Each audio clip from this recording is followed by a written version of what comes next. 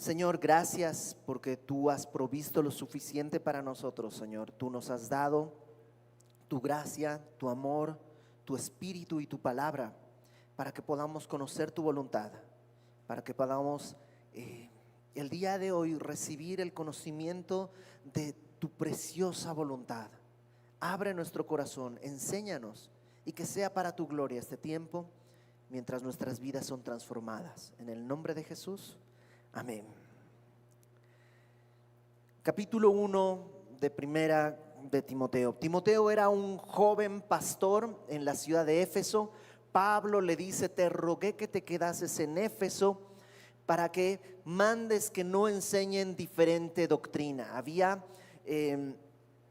una presión externa por parte de la sociedad que veía con desagrado la obra del evangelio. Si tú recuerdas, en el libro de Hechos hay una escena en la que Demetrio, que es como el líder sindical de los artesanos, hacían templos de Diana de plata, ¿no? Y de pronto la predicación del evangelio empieza a afectar tanto la sociedad que se ve reflejado en la economía. La gente cree en el Dios verdadero, ya no compra ídolos, y entonces pues los artesanos ven que el evangelio está afectando en sus ganancias y arman todo un revuelo, y es un problema grave externo. Pero Pablo también les dice: hay problemas internos.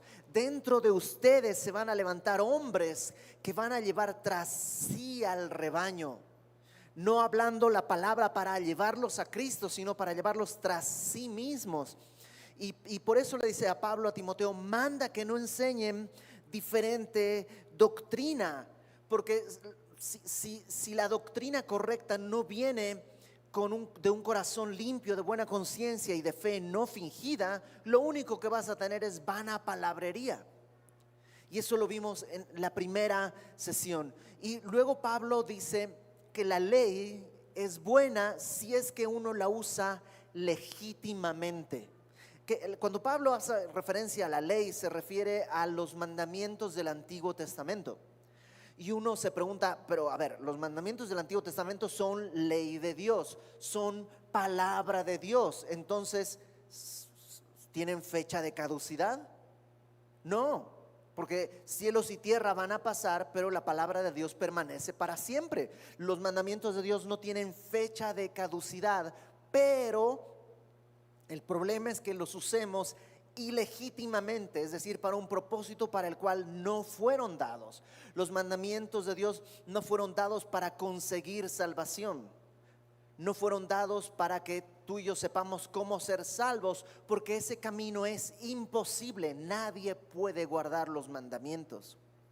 Pablo, lo vimos la semana pasada, dice: la ley lo que hace es encerrar todo bajo pecado, para que cuando ya está todo encerrado bajo pecado y tú te sientes acorralado, la ley, como un ayo, como un tutor, te lleva a Cristo.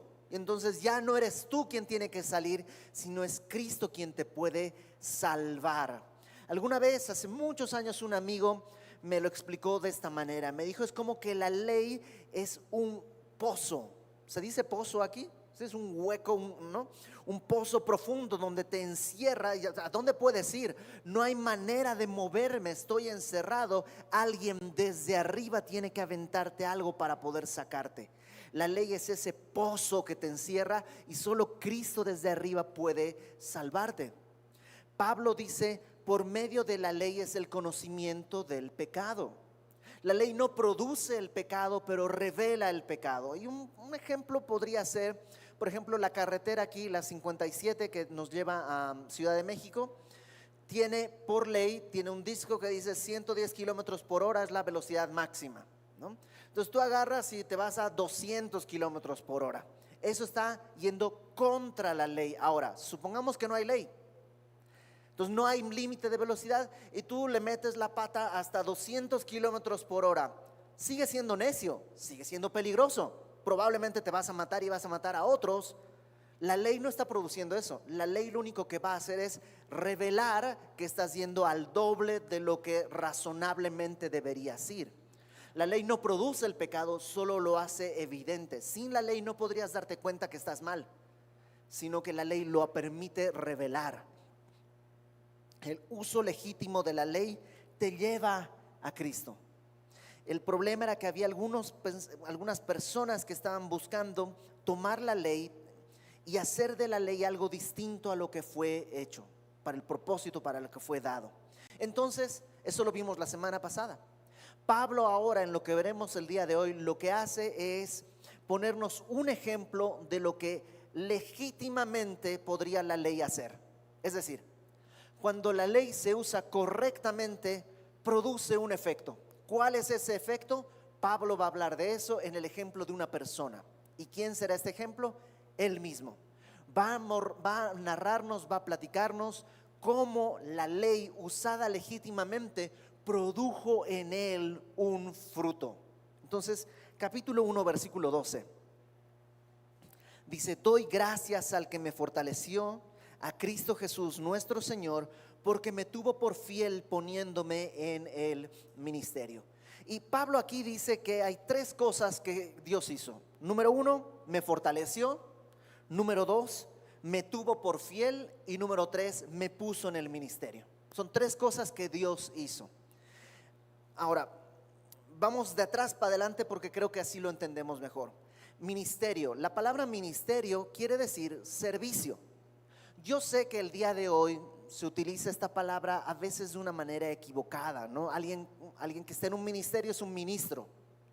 Y un ministro suele usarse como un rango, ya sea en la arena política, ¿no? Yo soy un ministro, entonces como soy un ministro, puedo pedir privilegios, no quiero hacer fila, no quiero que me cobren. Soy un ministro, es que está estacionado mal, no te metas conmigo, soy un ministro. Oiga, pero es que no puedo entrar por ahí, soy un ministro. O incluso dentro de la fe, no te metas conmigo, yo soy un ministro de Dios. Y en realidad esa palabra está usada mal, porque en el sentido bíblico, ministro es siervo y ministerio es servicio. Entonces Pablo dice: Dios me puso como ministro, Dios me puso en el ministerio, me puso a servirle. Ahora, ¿cómo le puso Dios a servirlo? Dijo dos cosas. Número 1, doy gracias al que me fortaleció.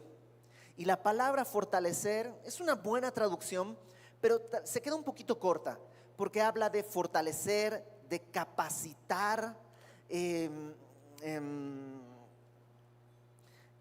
digamos que en otro sentido Pablo está diciendo: yo no era capaz, no tenía las fuerzas, Dios me fortaleció, yo no podía servir a Dios, Dios es el que me fortaleció para que pueda servirle. Y lo segundo que dice es: me tuvo por fiel.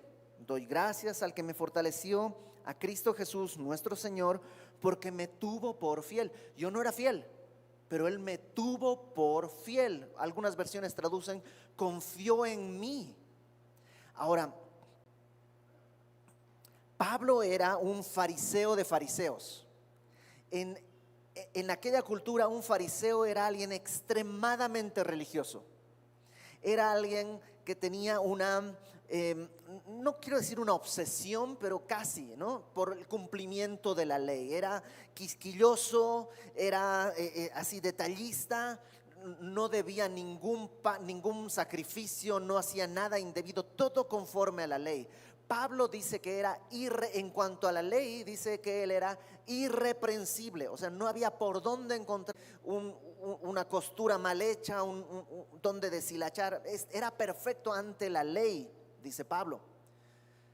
O sea, en realidad, a ojos humanos, uno pensaría: más bien esta es la estrella. Es como que Messi dijera: híjole, me tuvo por fiel para llamarme a la selección. Pues era obvio, o sea, es el mejor jugador del mundo, ni modo que no. Tenía que estar, por mérito propio, tendría que estar en la selección.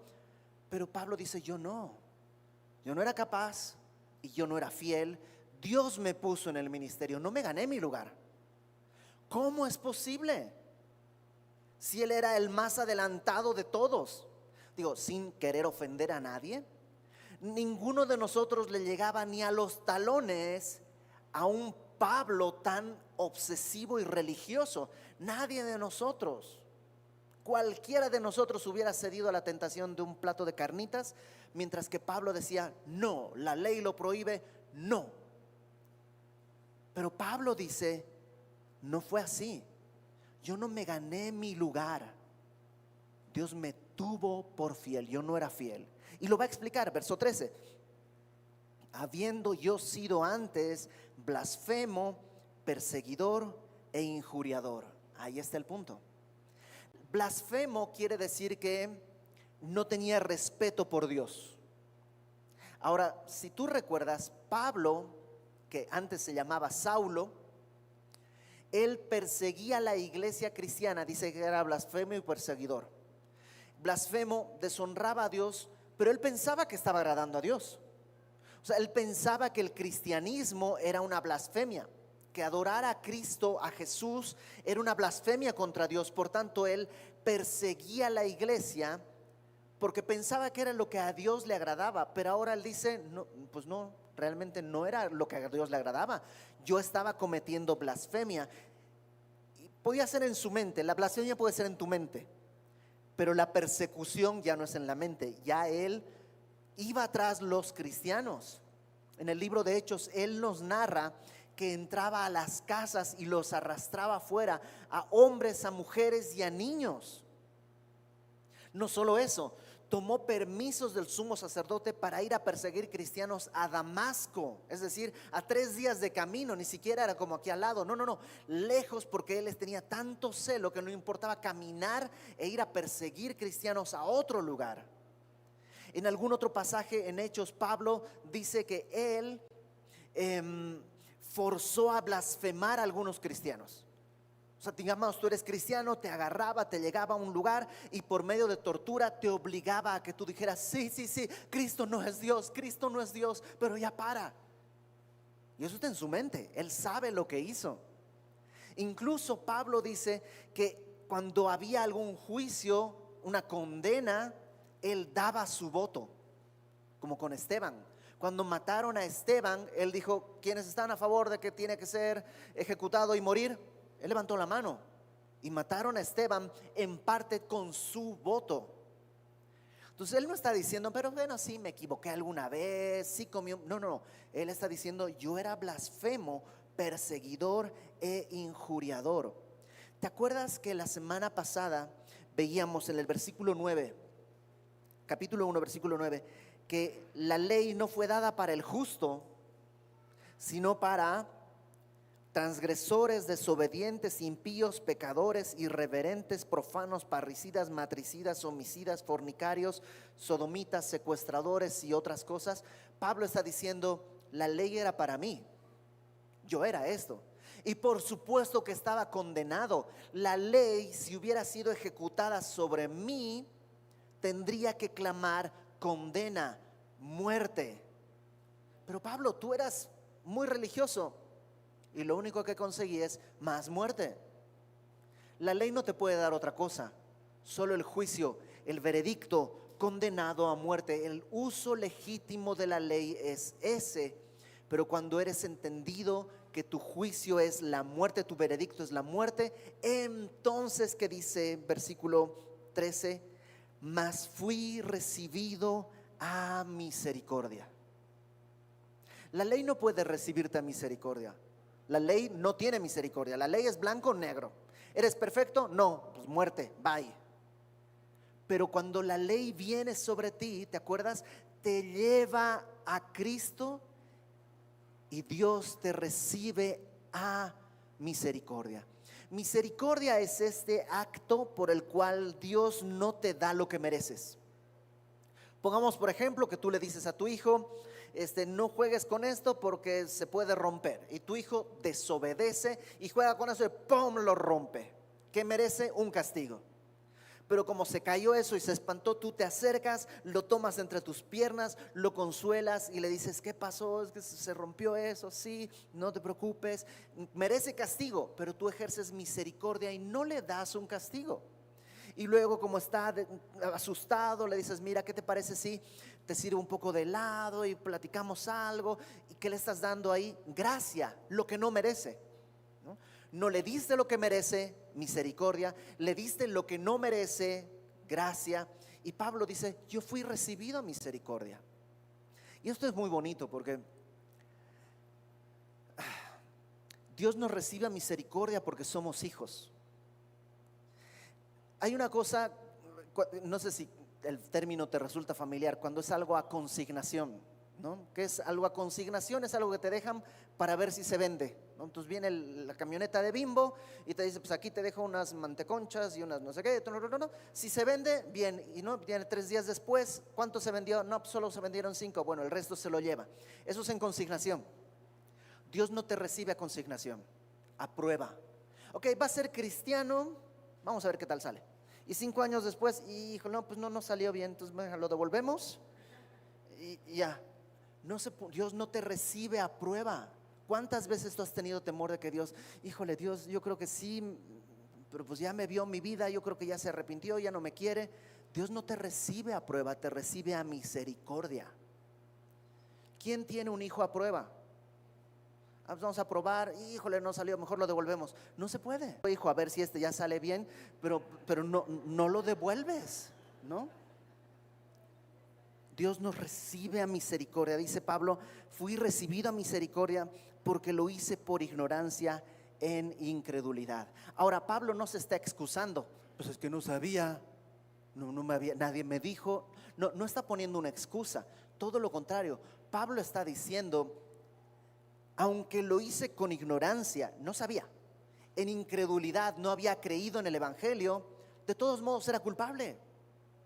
La ignorancia y la incredulidad no me excusan de la culpabilidad. Una ley, si no la conoces, si la infringes, eres culpable de todos modos. No puedes decirle, no, pues no sabía. Pues bueno, te estás enterando de la manera más terrible, pero te estás enterando y eres culpable. Entonces Pablo dice, yo era blasfemo. La ley legítimamente aplicada le reveló su condición. A ojos humanos él hubiera dicho, pues soy el mejor de todos. Pero la ley legítimamente aplicada lo encierra y lo lleva a Cristo para que lo reciba misericordia. Ahora, versículo 14. Pero la gracia de nuestro Señor es de favor inmerecido. La palabra gracia habla de regalo. De hecho, es la raíz de nuestra palabra gratis.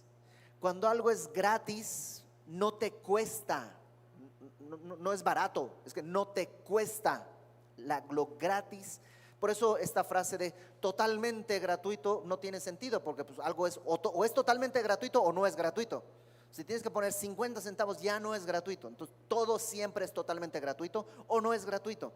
La gracia tiene ese mismo sentido. La gracia, dice, de nuestro Señor fue más abundante. ¿Más abundante que qué? Más abundante que mi incredulidad, más abundante que mi ignorancia, más abundante que mi blasfemia, más abundante que mi injuria. La palabra injuria, olvidé decirte, habla de una actitud. Algunas Biblias lo traducen como maltratador, otras Biblias lo traducen como desenfrenado agresor. Entonces fíjate, él blasfemaba en su mente, perseguía, pero no solo perseguía, sino que además maltrataba. Pero él pensaba que estaba haciendo lo correcto. La ley le reveló lo que estaba pasando y entonces él se da cuenta y ahora dice, la gracia de Dios fue más abundante que todo eso. Claro, por eso Pablo a los romanos les dice, donde abundó el pecado, ¿qué pasó? Sobreabundó la gracia. Es que él lo había vivido.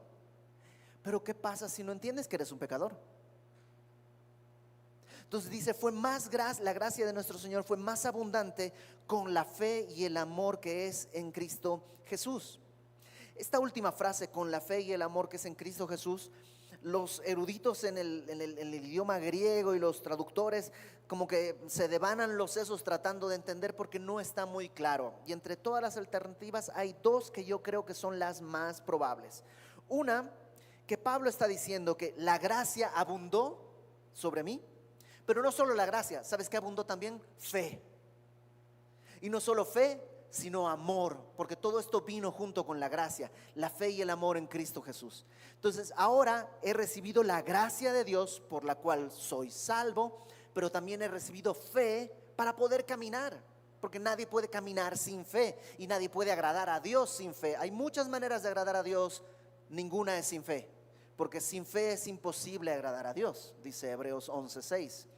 Entonces tuve gracia, pero abundó también la fe para que pueda caminar agradando a Dios, y abundó también el amor en Cristo Jesús para que pueda amar. Antes a mis enemigos, los cristianos, los perseguía y los ultrajaba. Ahora a mis enemigos los amo. Busco su bendición, doy la otra mejilla, porque es el amor en Cristo. Esa es una manera de entender este versículo.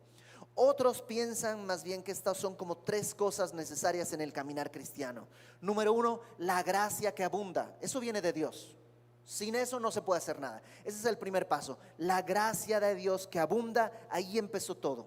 Lo segundo es la fe. Mi respuesta, el creer en el evangelio me toca a mí. Entonces es un don de Dios. De Dios vino esa fe para que yo pueda creer.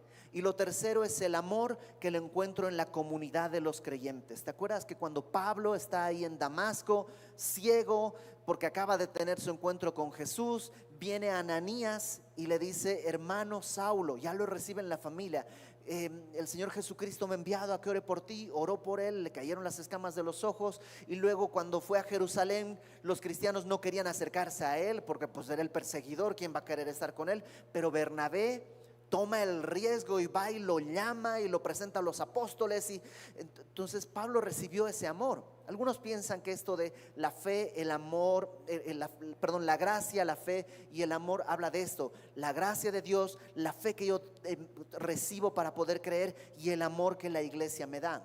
Yo creo que las dos opciones son válidas y son permitidas en el lenguaje en el que está. Ahora, versículo 15, palabra fiel. Esta frase, palabra fiel, algunas Biblias traducen como un dicho confiable. Y parece ser, no estamos seguros, parece ser que era como ten en cuenta, en aquella época no existía el Nuevo Testamento, no existían versículos. ¿Cómo tú y yo recordamos verdades bíblicas? Memorizamos versículos. Entonces cuando dices: ay Señor, no sé si me vas a querer recibir, el que viene a mí no le echo fuera. Ok, como que me agarro de versículos, tengo versículos de donde me puedo agarrar. Pero aquellos cristianos, no hay Nuevo Testamento, no hay versículos, entonces circulaban frases, pequeñas frases, y esta parece que era una de ellas. Algunos piensan que eso es a lo que se refiere palabra fiel. Otros dicen que nada más es un énfasis. Toda la escritura es verdad, pero esta verdad es una verdad, digamos, de otro color, que te tienes que abrazar. En todo caso, dice el pastor Jaime Foot, las palabras fieles, que en la Biblia hay 7, 2 en Apocalipsis que no vamos a ver, pero 5 en las cartas pastorales que vamos a ir viendo poco a poco. Estas 5 palabras fieles lo que hacen es despejan tu mente y fortalecen tu fe. ¿Quién no ha vivido un tiempo en que tu mente está nublada?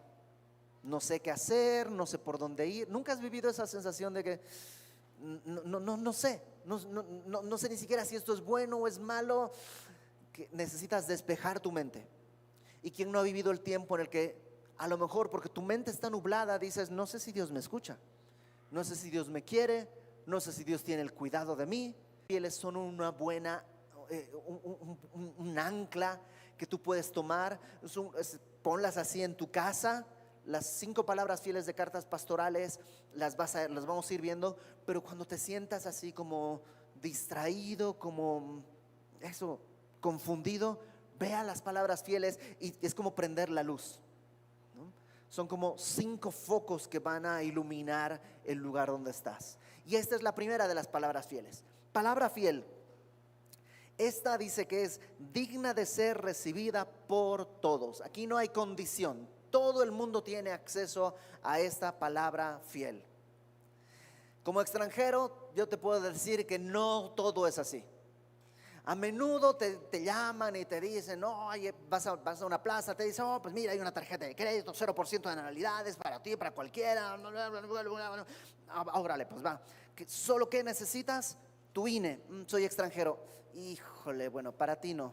O sea, siempre pasa, te digo, siempre, todo, para todo el mundo eres extranjero. No, para ti no. Siempre me pasa. Esto no es así.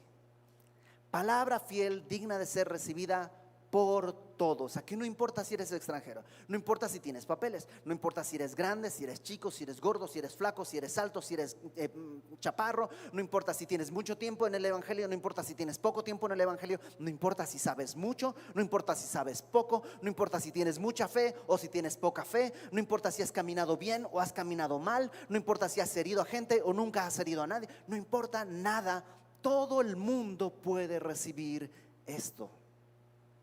Digna de ser recibida por todos. ¿Qué cosa? Que Cristo Jesús, Cristo quiere decir Mesías, que el Mesías Jesús, porque normalmente Pablo diría Jesucristo, pero aquí quiere enfatizar el Mesías Jesús, Dios mismo, dice, Cristo Jesús vino al mundo. Y esta frasecita es muy poderosa, porque tú y yo comenzamos a vivir el día en el que se unieron dos células, un óvulo y un espermatozoide se unieron y entonces tú y yo comenzamos a existir. Pero Jesús no, Él existía desde antes, Él es eterno. Por eso Él no comenzó, sino que vino. Ya existía, pero Él vino al mundo. ¿Para qué?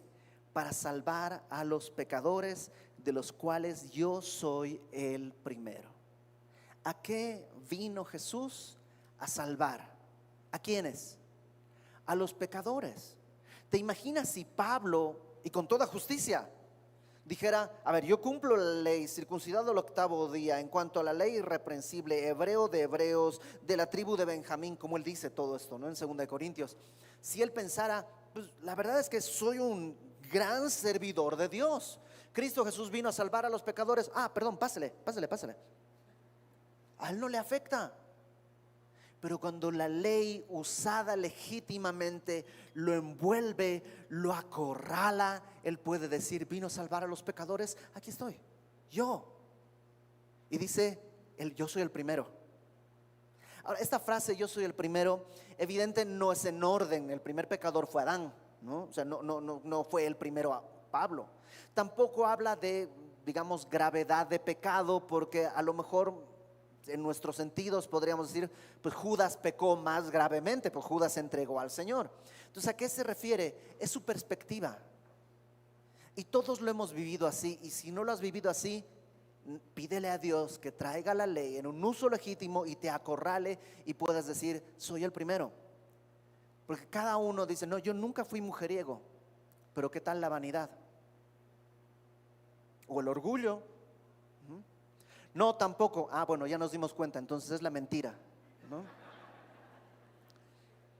Y es como un desfile de estos de Miss Universo, ¿no? Y aquí podríamos hacer un pasillo y ahí va pasando, mira, ese es Miss Vanidad, y aquí viene Miss Lujuria, y aquí viene, y a cada uno tiene su banda aquí, y va a decir, yo soy Miss Orgullo, yo soy, y cada uno va pasando con su banda de a quién representa más, y cada uno sabe que uno en un área es por lo menos el primero, y Dios te lo tiene que revelar, porque si no, no vas a entender por qué Cristo tuvo que morir. La ley te tiene que encerrar para llevarte al Señor. Y Él dice, no dice yo era el primero, yo soy. No es como yo era el primero, pero ahora que soy apóstol ya dejé atrás esa. No. Yo sigo siendo el primero. Sigo siendo pecador. Soy apóstol escogido por Dios, pero Él me tuvo por fiel. Yo no era fiel. Es su obra. Yo nomás puse el muerto y Él trajo la vida. Pero, verso 16, entonces habiendo entendido eso, dice, fui recibido a misericordia para que Jesucristo mostrase en mí el primero toda su clemencia.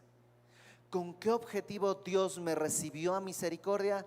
Para que Él exhiba en mí toda su clemencia. La palabra clemencia, si fuiste a nuestra última reunión de matrimonios el mes pasado, es la palabra macrotimia, que habla de, se traduce como longanimidad, se traduce como aguante, temperamento largo, paciencia extendida. Dios mostró en mí toda su paciencia. ¿Para qué? Dice ahí, para ejemplo de los que habrían de creer en Él para vida eterna.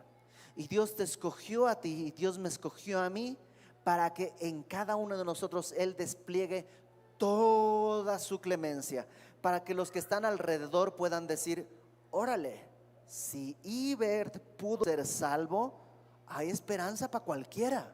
Tú tienes tu banda y aquel otro era alcohólico y Dios lo escoge, lo salva para que otros alcohólicos digan: oye, sí hay esperanza.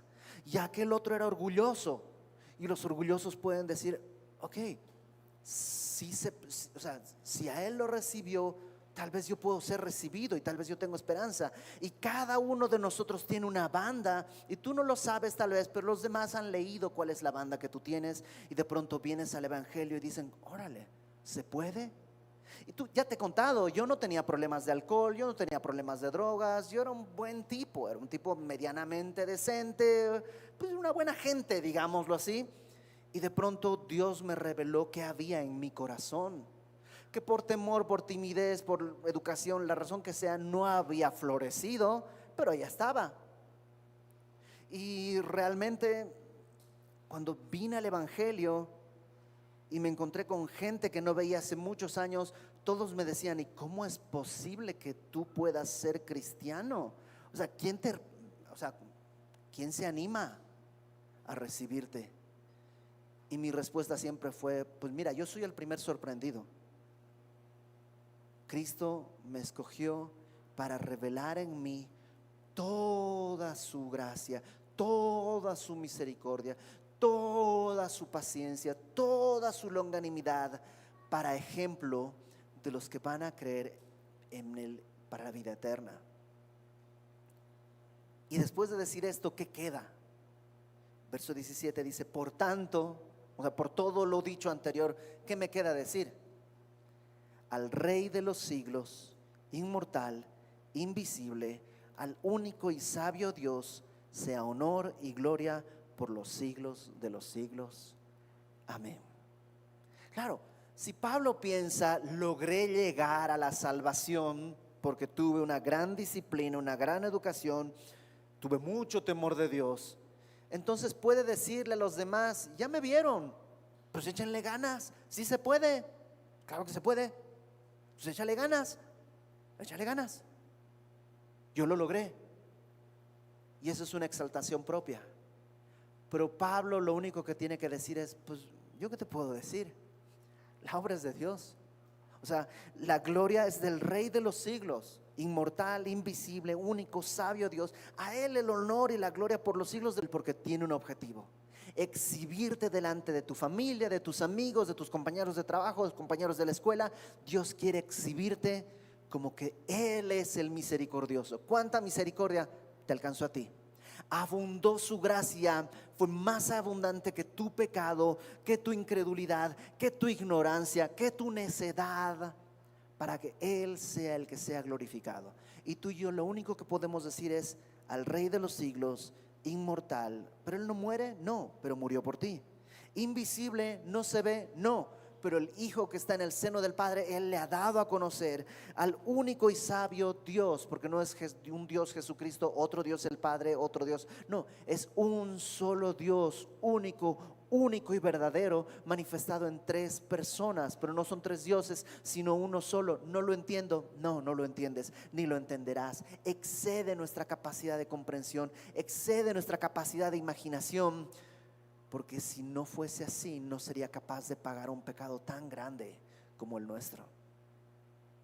Por eso a Él sea la gloria por los siglos de los siglos. Amén. Vamos a orar y vamos a pedirle a Dios que nos revele cuál es el pecado que a lo mejor está ahí. Porque a lo mejor en algún área de tu vida tú sigues pensando: sí, en todas las cosas estoy mal, pero en esto estoy bien. Entonces, a Dios sea el único, la gloria, la honra y para mí un poquito. Y Dios quiere decirte que no, eso va a traer muerte a tu vida. Vamos a orar.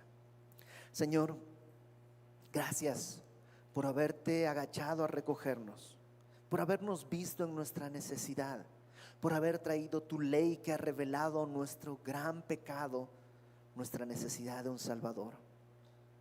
Señor, que tu gran amor, tu gran misericordia nos permita comprender nuestra necesidad del día de hoy y podamos verte a ti como nuestro Salvador, como el Señor glorioso.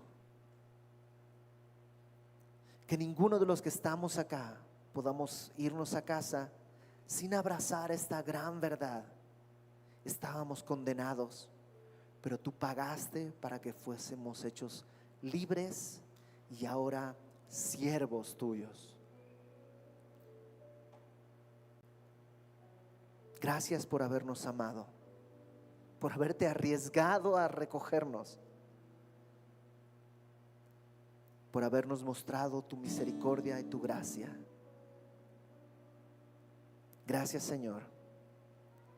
Ponemos en tus manos nuestras vidas, que podamos vivir para tu gloria. En el nombre de Jesús. Amén.